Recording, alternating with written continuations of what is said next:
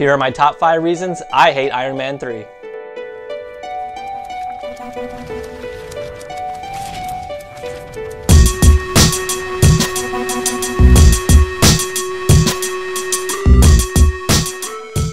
What's up YouTube? My name's TC, and first and foremost, I heard you guys in the comment section. I'm going to start looking directly into the camera when I speak, and I will try my hardest to not look away every 3 seconds because I am terrible at eye contact, but I'm going to try harder, okay? Now that that's out of the way, today we're going to be talking about why I hate the movie Iron Man 3. I'm going to give you 5 significant reasons on why I hated the movie. Now, for every one of these reasons, that could be the reason you love the movie, but this is a personal opinion. The channel is called Geek Theory. I made this channel for a reason, so I can come on here and give my opinions to you guys. Now, if you guys have checked out a little bit of my latest catalog so far, it has all been, pretty negative towards DC in terms of a couple of my videos, which I will leave in cards up above. But I made a video about how I think the DCEU movies should have been released, and I'm calling the Justice League Hypocrites in another. So definitely check those out if you haven't already, and don't forget to like and share this video if you haven't already, because this is probably going to be my peak in my audience retention, and you guys are going to forget later on. So without further ado, these are my top 5 reasons why I hate Iron Man 3.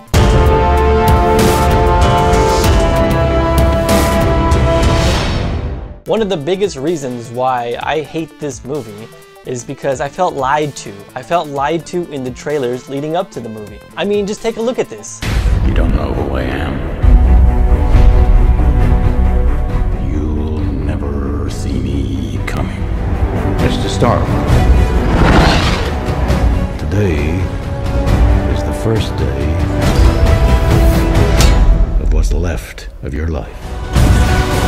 I'm gonna offer the choice. Do you want an empty life or a meaningful death?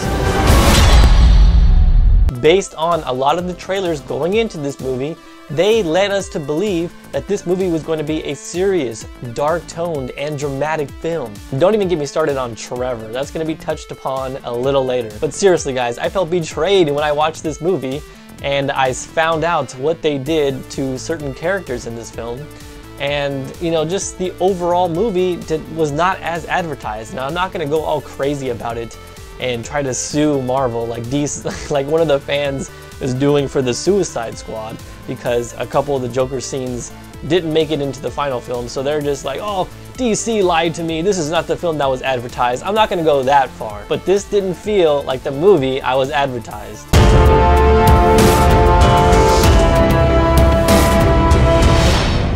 Alright, insert recycled plot here. Guy Ritchie, who played Aldrich Killian in this movie, was basically the Riddler. It was Jim Carrey's version of the Riddler in Batman Forever.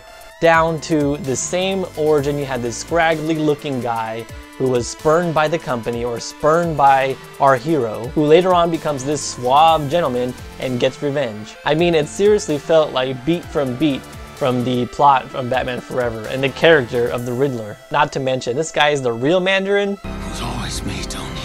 Right from the start. I am the Mandarin! Lame.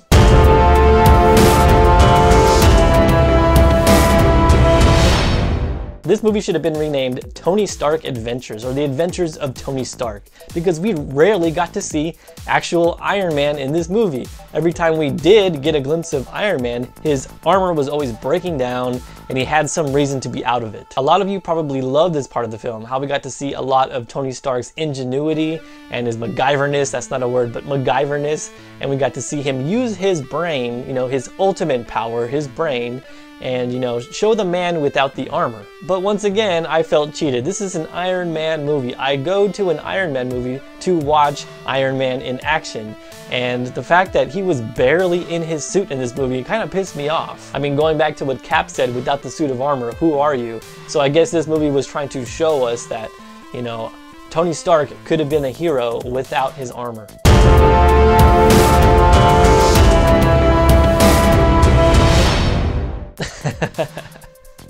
I mean, do I have to say anything here? The Mandarin, who's supposed to be one of Iron Man's biggest villains and main villain, the Rings of Mandarin. He has this epic storyline in the comic books. and he's pretty much, you know, Batman's Joker. And this just frustrated me even more with the trailers, watching how ominous everything looked and how, you know, this guy was gonna be a legit threat, because Marvel, your problem is with your villains. I wanted to see a badass villain who is intimidating and who could really, you know, wreck some people up. And once again, in my opinion, they failed with the villain, with this awful twist of Trevor. Don't hurt the face. I'm an actor. You got a minute to live. Fill it with words. Just a role. The Mandarin. See, it's not real. An actor being, you know, a stand-in or a standby as a figure for the Mandarin. And like I previously said before, the real Mandarin was actually Guy Pearce as Aldrich Killian. Give me a break. But TC, didn't you watch the Marvel one-shot where they revealed that, you know, he was the real Mandarin the whole time and it made up for everything they did in that horrible movie? Yeah, but I don't give a shit. That's not what they gave us in the actual film. And I feel like that was damage control after the backlash they got from everybody, you know, saying that they completely just ruined the character of the Mandarin.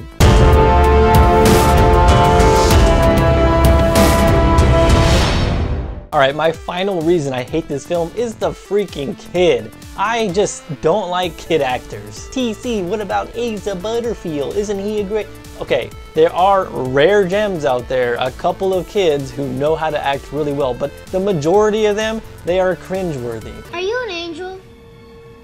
What? An angel. I heard the deep space pilots talk about them. They're the most beautiful creatures in the universe. They live on the moons of Viego, I think.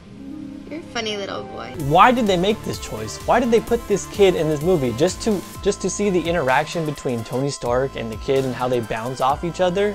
Okay, cool, I guess. Now, like I said before, a lot of the things I'm bringing up now could be some of your favorite parts of the film. Like, you could have been like, man, I'm so glad they brought this kid in, so we got to see a different side of Tony Stark, and we got to see, you know, how cold he was to the kid because of his upbringing. Well, my mom already left for the diner, and Dad went to 7-Eleven to get scratchers. I guess he won, because that was 6 years ago. Which happens, dads leave. No need to be a pussy about it. Here's what I need. But I felt the kid really just took me out of the movie. Like, what are they doing? This is not Batman and Robin, okay? Iron Man doesn't have a little kid sidekick. I think they did that just to appeal to a younger demographic, so that kid would be in there in the audience. Yay, look, a kid is helping out our favorite superhero, Iron Man. Hip hip hooray. I can't even blame the kid for this one. If I was a kid and someone said, hey, you want to be in an Iron Man movie? Hell yeah. So I don't even blame him. He was just probably doing the best with what he got. And being a kid, I mean, you can't expect much. But anyway, those were my top 5 reasons why I hate Iron Man 3. And guess what? I have a couple bonus ones for you. But TC, why don't you just call this top 7 reasons why you hate Iron Man 3? The YouTube algorithm, SEO, I'm not gonna bullshit you guys here on Geek Theory. Top 5 is gonna be searched a lot more than top 7 reasons. So that's that.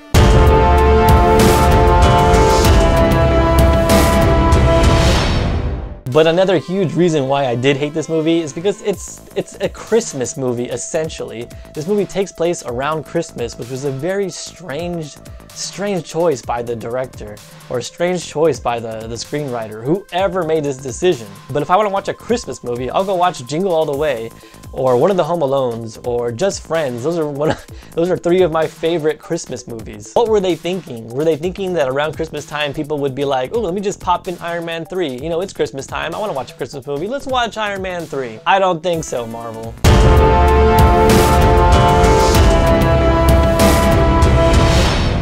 The last bonus reason why I hate this movie is the universe building. There were absolutely no elements of building this MCU.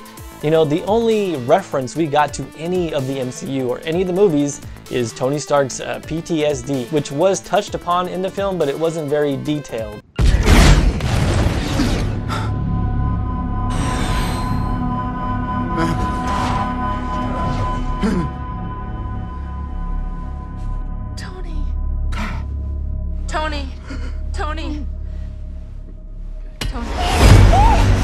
To me, this movie didn't even feel like it belonged in the MCU. It felt like an Elseworld movie that could have existed on its own because there were no tie-ins. There were no mentions of anything else happening in the MCU. All right, I want to hear what you guys have to say. Did you guys agree with any of my top 7 reasons why I hated Iron Man 3? And were those some of the reasons why you loved the film? Go ahead and leave your comments in the comment section below, or you can follow me on Twitter at TCEpicComicCast. And as always, if you liked the video, make sure you thumbs up, like, and subscribe. Make sure you share it around, and keep theorizing, geeks.